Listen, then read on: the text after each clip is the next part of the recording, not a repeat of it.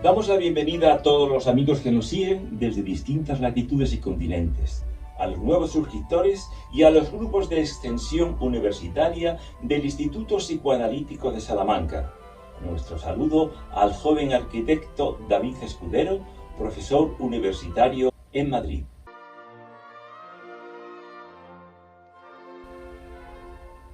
Los procesos sexuales siguen siendo decisivos para la armonía de la personalidad. Por otra parte, la psicología dejaría muchas de sus teorías o modelos en el aire si no recurriese a la antropología, ya que hay demasiados comportamientos que no pueden investigarse adecuadamente en experimentos a corto plazo, como han de serlo en los laboratorios de psicología experimental.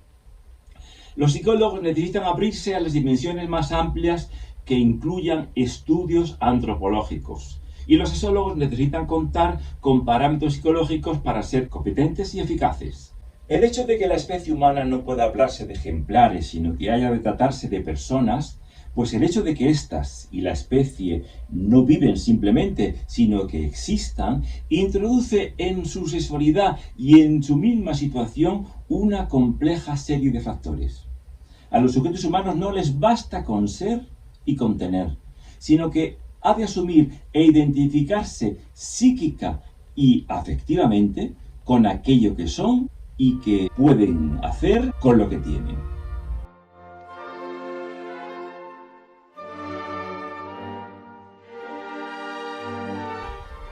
Las asociaciones atómicas y mutaciones de propiedades hasta lograrse las macromoléculas resultantes de las diversas asociaciones del carbono, daría lugar a los protobiontes. Cuando una serie de moléculas de ácido proteínico nucleico pudieran constituir, gracias a sus estructuras, conjuntos sintéticos de ambas clases de polímeros capaces de reproducirse, empezaron a existir los primeros individuos protobiónticos. Su alimentación procedía de los aminoácidos y nucleótidos, que tal vez en forma de trifosfato nucleico que se encontraban en el caldo de cultivo primordial. Las moléculas de ácido proteínico y nucleico habrían llegado a constituir un aparato muy primitivo de replicación y transporte de información y una serie de genes. La meiosis facilitó la recombinación y aceleró la evolución hacia niveles más complejos de organización. Los eucariontes, que son vivientes pluricelulares constitutivamente más complejos, la diferenciación morfológica va desarrollando la sexualidad hasta constituir órganos especializados para la formación de gametos y facilitar su encuentro. La evolución procede por ensayos entre mutantes, la mayor parte de las cuales, tal vez en una proporción de 1 a 1000, carece de viabilidad y no se perpetúa, por tanto. Pero existe otro recurso más eficaz, que es la fusión de genes de diferente línea evolutiva que aportan diferentes logros de mutaciones ya consolidadas, lo cual ejerce un efecto multiplicador en la evolución. Así, las poblaciones aisladas geográfica o socialmente, lo que se denominan castas, en las que las posibilidades de uniones sexuales se hallan por debajo de los 100 individuos de ambos sexos en edad de engendrar, presentan el fenómeno de la llamada deriva genética, en la que empiezan a perder caracteres positivos ya adquiridos, mientras que otros se van volviendo a negativos por redundancia.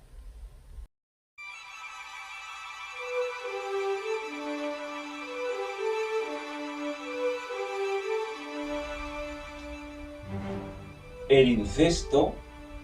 resulta desde este enfoque involutivo y por tanto contrario a la marcha progresiva de la evolución de las especies. También podría establecerse el principio bioetológico de que cuanto más diferentes entre sí a los mensajes genéticos que se conjugan, más positivo será el resultado para la especie. En cambio, Las uniones sexuales extraclasistas o de inmigrantes con nativas y los grandes movimientos demográficos de la historia, no solo las migraciones de pueblos, sino las invasiones incluso de ejércitos en la historia, han supuesto en este sentido un factor positivo para la propagación y fusión de mensajes genéticos diferentes. Así podría establecerse el principio bioetológico, y este principio concuerda además éticamente con las aspiraciones altruistas a la superación de las barreras sociales, de las castas, las clases y los clanes endogámicos y, por tanto, contribuiría a la fraternidad universal. De lo cual se deducen dos conclusiones. Primera, que la prohibición del incesto no es un mero tabú cultural, ni una imposición de Jacques Lacan, de la ley del padre, sino una necesidad biológica que pone a su servicio algunos mecanismos etológicos. Y segundo, que la pureza de la raza es un error biológico, no solo porque tiende a la endogamia, sino porque la evolución universal de la vida no apunta a cristalizaciones rígidas de carácter limitado, sino a la difusibilidad de los caracteres selectivos, consolidados como viables en toda la especie.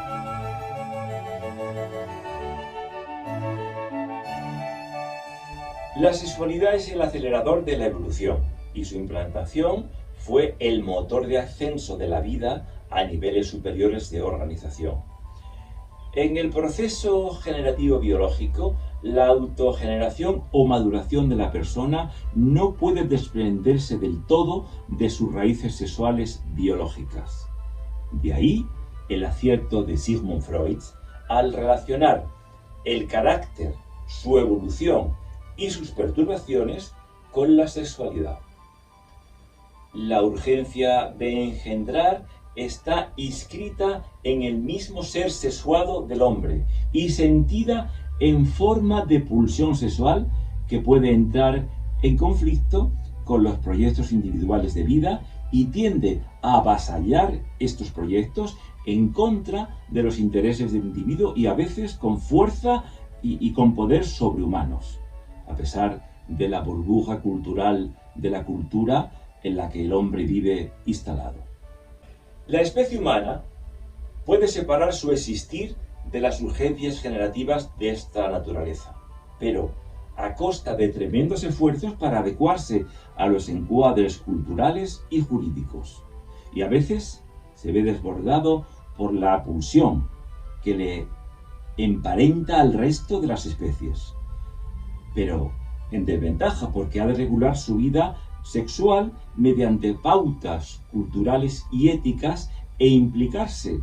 en una dialéctica de contrarios en la que siga sintiendo la fuerza de la pulsión y su conflicto con otros intereses prácticos. En la línea evolutiva de las especies es sorprendente la incesante variabilidad de combinaciones morfológicas.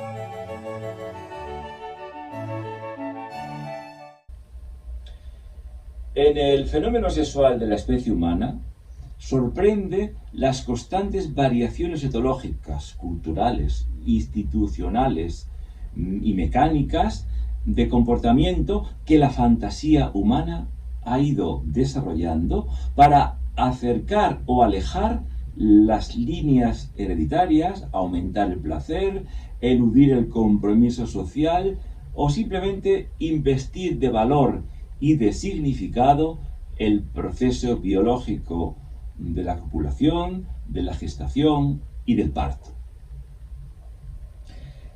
Los sistemas complicados y cambiantes según las sociedades de parejas y de parentesco, las posturas coitales y su diferente valoración estética y ética, incluso los cambios de objeto erótico a atractivo o no, provienen de ahí y contrastan llamativamente con la regularidad de los comportamientos sexuales de cada especie y de otras especies.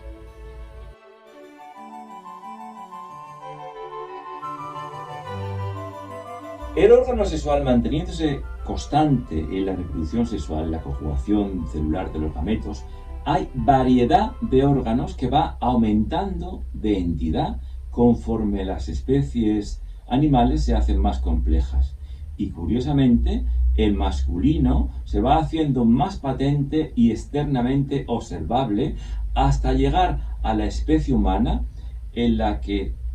se presenta de forma ostentosa. Gracias a la existencia de cuerpos cavernosos, posee el pene humano la propiedad de ser blando y eréctil, y por eso puede fácilmente colgar en el exterior del cuerpo, mientras que el pene de los demás mamíferos se halla armado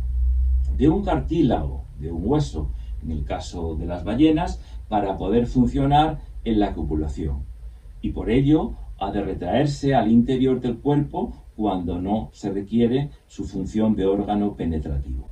Lo que sí ha llamado la atención a algunos biólogos actuales es que precisamente en la especie humana el genital masculino adquiere el grado máximo de externalización ostentosa, constituyendo en la morfología expresiva del individuo humano el otro polo del cerebro. Naturalmente, esta ostentación morfológica sirvió de soporte a una serie de fantasía de simbolismos fálicos de tanta trascendencia psicológica para la autoidentidad del hombre que de otro modo no se hubiera producido. O sea que la evolución masculina humana ha ejercido una función importante en el desarrollo de la identidad masculina, y de no haber sido así, tal vez el macho de la especie humana habría olvidado su condición, como opina la filosofía tántrica. El tantra es una filosofía de vida de origen oriental que utiliza la energía sexual para conseguir la conexión con uno mismo. Se atiende y se venera cada poro de la piel de la persona con la que se está, sea el amor de su vida o la relación de una noche.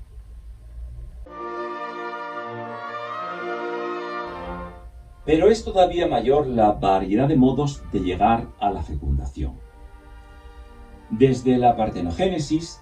que es un tipo de reproducción sexual en la que llega a formarse un individuo sin que se produzca fecundación, hasta el couto humano, susceptible de la máxima participación personal y afectiva, y por su frontalidad única, dispuesto a una comunicación que rebasa ampliamente lo meramente genital,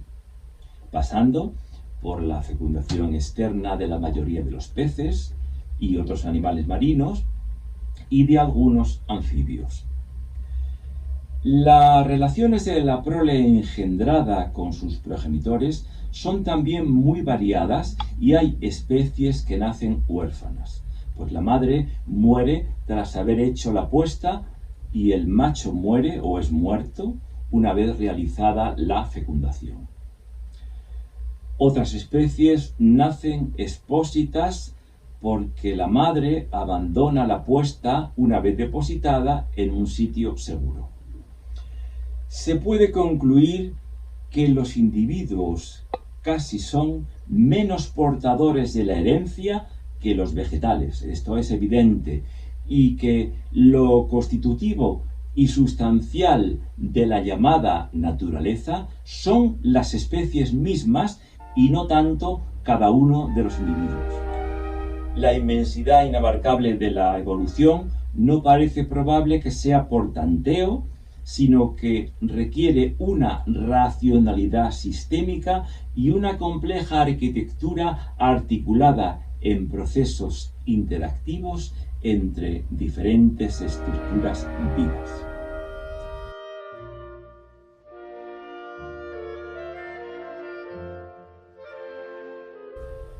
El procedimiento que mantiene en acción este gran sistema autoconstructivo sería precisamente la reproducción, que al hacerse sexual fomentaría la unión por el instinto y por la mutua búsqueda de los individuos de cada especie, hasta llegar a las relaciones afectivas y amorosas en esta búsqueda y a la comunicación consciente y personal entre los individuos de la especie humana.